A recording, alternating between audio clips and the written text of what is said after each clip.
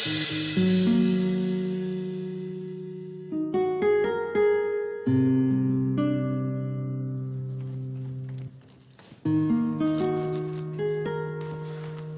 আমি আসি। ফাহান কই? আসছে মা।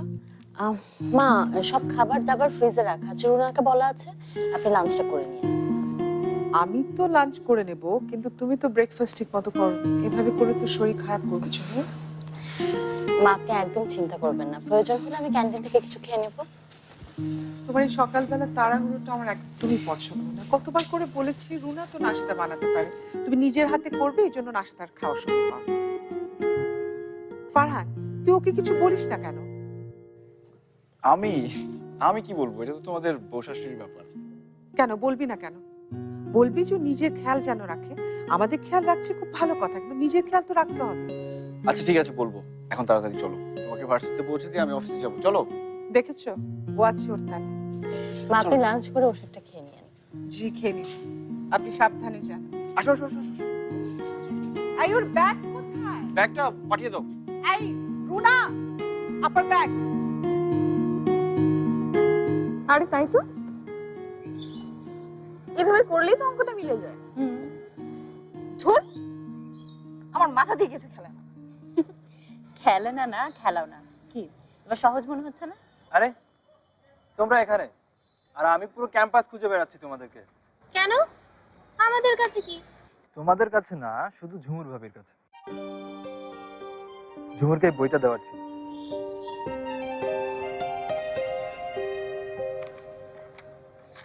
ক্যালকুলাসের নতুন একটা বই। জায়েদ স্যারের অনেক লেকচার আমাদের মাথা দিয়ে ঢুকবে না, কিন্তু তুমি ঠিকই বুঝতে পারবে। আর এখানকার অনেক উদাহরণ সলভ করলে অনেক প্রশ্নের উত্তর পাওয়া যাবে। শুধু ঝুমুরের জন্যই বই? আমাদেরটা কই? শুধু ভাবির জন্যই, কারণ ভাবি তোমাদের মতো গায়ে হাওয়া লাগিয়ে ঘুরে বেড়ায় না।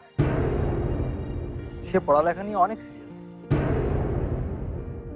আর তোমরা যদি পড়ালেখা নিয়ে সিরিয়াস হতে চাও, তাহলে আমি বই দেওয়ার ব্যাপারে ভেবে দেখতে পারি। হ্যাঁ হ্যাঁ ঠিক আছে, দেখা যাবে। Thanks. Welcome, you are most welcome. Okay, তোমরা থাকো, আমি এখন কাটি। বাই।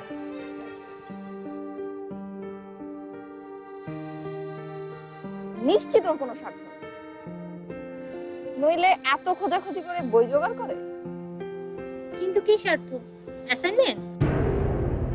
হতেই তো পারে, হয়তো ভাবছে ঝুমুরের অ্যাসাইনমেন্ট কপি পেস্ট করে এবারে সেমিস্টারটা পার করে দিবে। নয়তো ঝুমুর না বুঝলে তো ওর মাথায় কিচ্ছুই ঢোকে না। ধুর, তোমরাও না মাঝে মাঝে এমন উল্টাপাল্টা কথা বলো।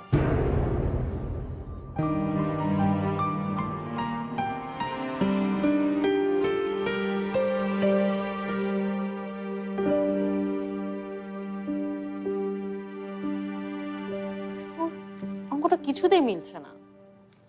খুব ভালো হয়েছে, আল্লাহ তোমাকে শাস্তি দিচ্ছেন। তোমার স্বামী ছুটির দিনে বাসায় বসে বসে বোর হচ্ছে, আর তুমি তাকে ইগনোর করছো। শাস্তি তো তোমার পাওয়াই উচিত, তাই না? ম্যাম না ইদানিং সব কঠিন কঠিন অঙ্ক দেয়।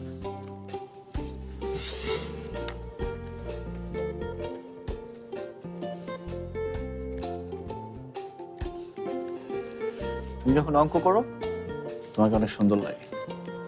এই যে এত টেনশন তোমার চোখে মুখে।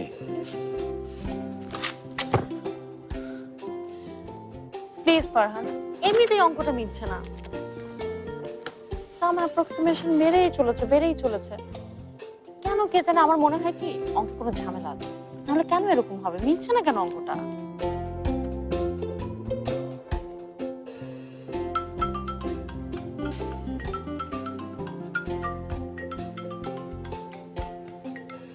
তোমার ফোন। ধরো না প্লিজ। তোমার ফোন তুমি ধরো। তুমি ধরো।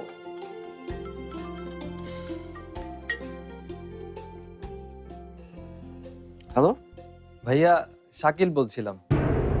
কেমন আছেন? হ্যাঁ শাকিল, ভালো আছি। তুমি কেমন আছো? এই তো ভাইয়া।